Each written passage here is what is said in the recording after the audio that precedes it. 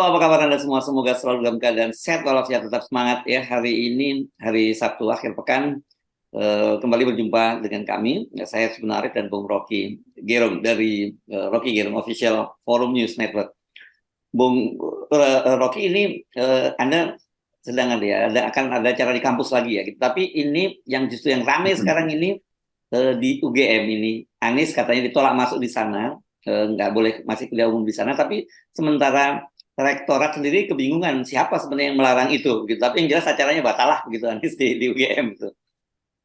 Ini saya lagi di Makassar tuh, dan diundang oleh Ikatan Alumni Universitas Negeri Makassar untuk membahas jadi panel dua capres saudara Ganjar dan Anies. Jadi saya akan bertemu dengan dua calon presiden ini yang ada di panggung universitas dan gak ada larangan. Jadi sebetulnya ide larang-larang itu sangat subjektif tuh. Siapa yang perintahkan nih Anies tidak boleh itu, atau siapa yang menghalangi Ganjar kan?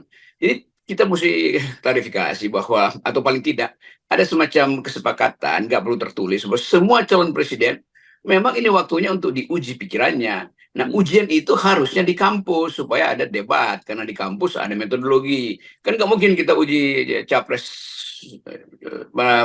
atau bahkan cawapres ini di panggung dangdut.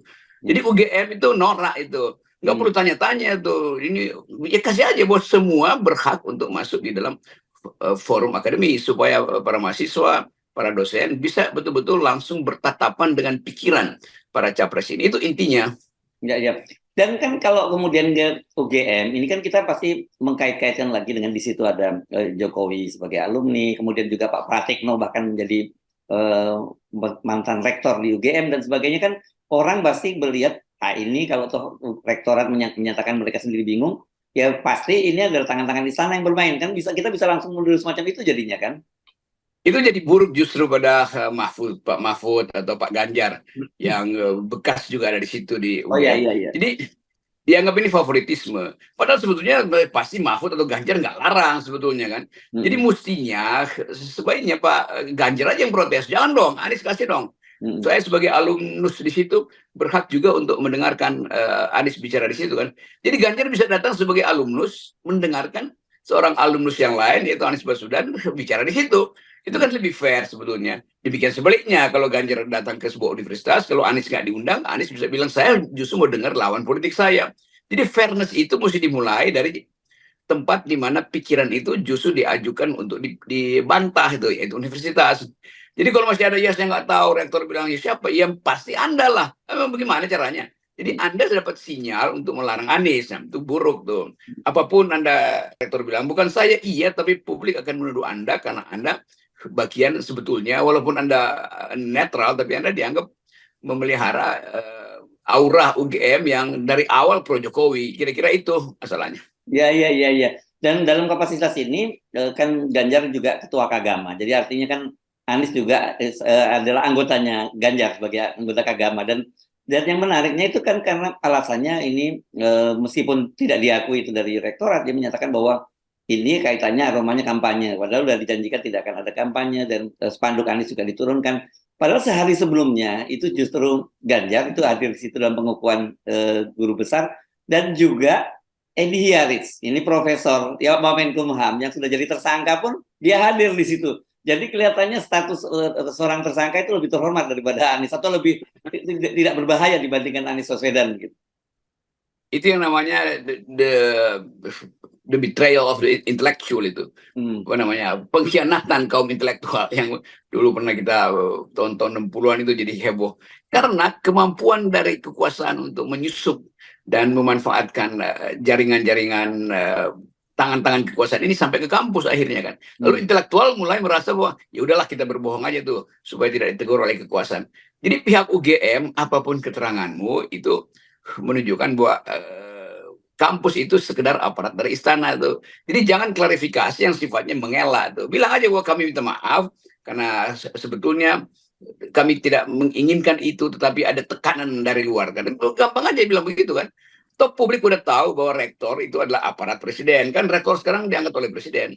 Jadi pastikan teman-teman, dan ini juga yang saya kira mesti kita punya kaukus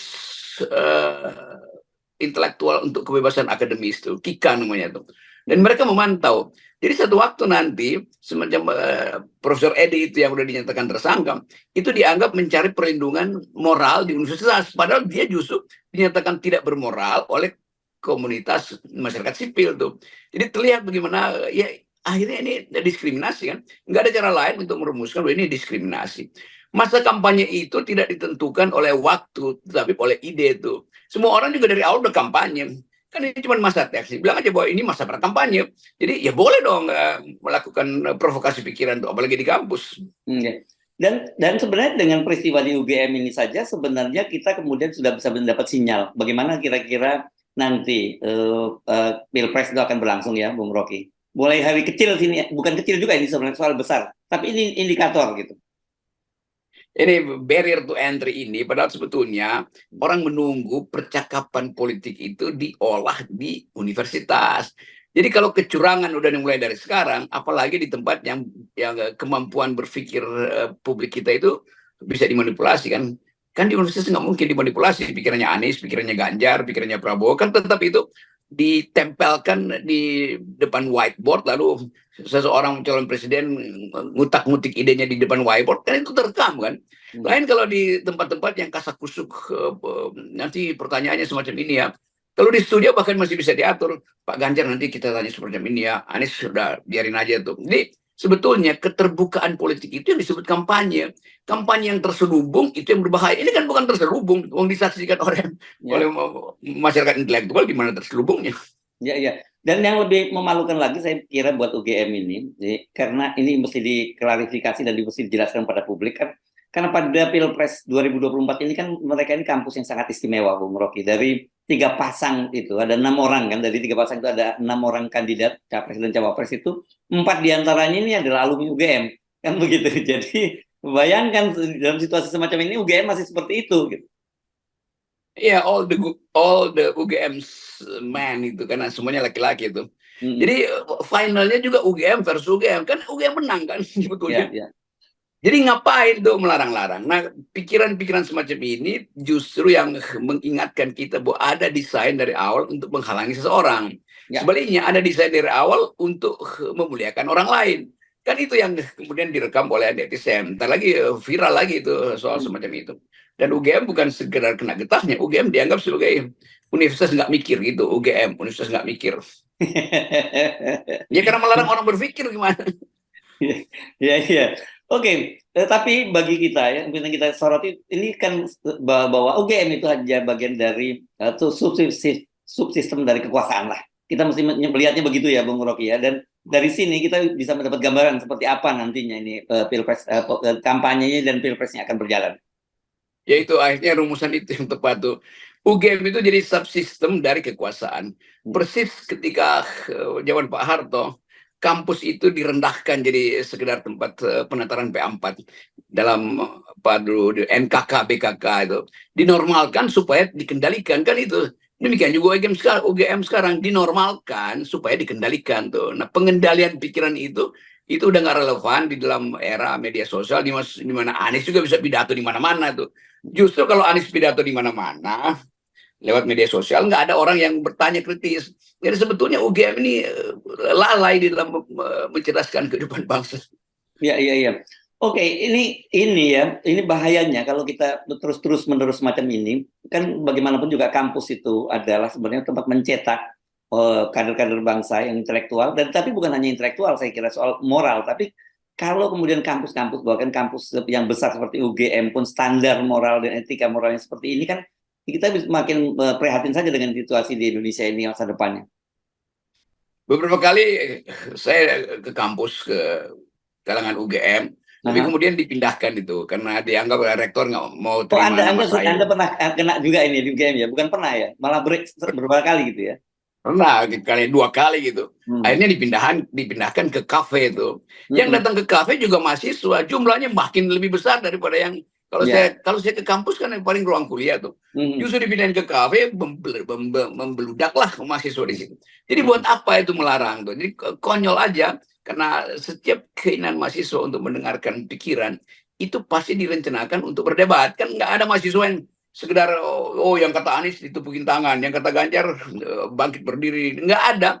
Tradisi mahasiswa adalah membantai, itu dasarnya tuh. Jadi kalau Anies ada di kampusnya itu dia pasti dibantai, ngapain takut? Nggak ada kampanye terselubung di situ. Dan pikiran Anies kan bisa diuji langsung real time di situ. Rektor, sebetulnya Anda itu sedang tidak menjalankan perintah konstitusi, itu cerdaskan kehidupan bangsa. Ya, ya. Oke, jadi sebenarnya ini kalau mereka mengeles bahwa itu bukan dari mereka, bukan dari rektorat dan sebagainya, tetapi rekam jejaknya itu sangat sangat jelas seperti itu ya, bukan hanya terjadi pada Anies, juga terjadi pada Anda. Dan saya kira tokoh-tokoh kritis lain juga mengalami hal serupa begitu ya. Ya itu, mau mengelak bagaimana, semua orang tahu bahwa kalau seseorang itu bukan pro Jokowi pasti diusir dari kampus, kan itu dasarnya. Padahal sebetulnya kita mau melihat mereka yang anti Jokowi memang pikirannya setajam apa sih? Kan biarin aja orang anti Jokowi, jangan-jangan yang anti Jokowi lebih dungu dari Jokowi, dan lebih dungu dari yang pro Jokowi sebetulnya kan. Jadi biarkan orang masuk kampus itu dengan pikiran tuh intelektual, dosen, kritisi, udah lalu lalang aja di kampus kan. Kampus memang tempat lalu lalang pikiran kok. Mengelak, menghindar dengan alasan bukan kami. Lalu siapa? Itu masalahnya kan. Nah kalau dia bilang rektor belum bukan kami, undanglah Anies dengan cara yang masuk akal. Rektor undang kembali lah Anies masuk ke situ supaya nggak ada tipu menipu tuh, tidak ada dusta di antara mereka. Nah ini kemudian saya baca di netizen ini, oh ini karena anaknya Pak Jokowi ternyata cuma lulusan SMK juga, jadi supaya kampus kalau bisa jangan sering menggelar forum ini karena nanti mau nggak mau orang kalau menuntut Gibran bicara di kampus, ya dia pasti akan keteteran dan saya juga mau bayangkan kalau Gibran itu bicara di UGM itu mau bicara apa gitu. Ya itu akhirnya fokus pindah lagi pada Gibran yang ya ada ijazah tapi ya itu setara SMA sebetulnya kan. Ya akui aja nggak ada soal kan, mau setara SMA, bahkan kalau bisa tuh capres itu SMP aja tuh. Kan banyak betul orang yang belajar otodidak kok dengan kecerdasan yang melampaui para profesor. Jadi sebetulnya poin kita adalah begitu UGM melakukan diskriminasi, maka pikiran berubah lagi tuh ke arah Gibran. Nah, supaya Gibran diamankan, nggak perlu diundang di kampus karena lagi mengemudikan SMK, mengemudikan apa namanya? Saya pikir SMK mobil tuh. SMK apa ya? Sekolah Menengah Kejuruan tuh. Kejuruan ya. Jadi sekarang orang mau bertanya tuh, kalau begitu di mana kita tahu isi pikiran capres-capres ini atau wapres bahkan tuh di mana kita? Di sosial media, itu pasti dikendalikan oleh buzzernya sendiri kan. Jadi dalam kesimpulan terakhir, biarkan pikiran itu mengalir, jangan dihalangi itu dengan alasan apapun.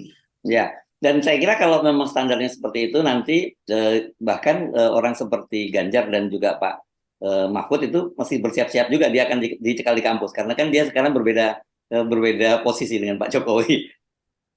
Ya saya kira Pak Mahfud tahu bahwa dia akan dipersoalkan. Nanti kalau misalnya Ganjar ambil posisi maksimal untuk mengkritik Pak Jokowi, nanti direm oleh Mahfud, karena Mahfud masih dalam kedudukan sebagai menteri di era Jokowi. Kan ini ngaconya di situ kan.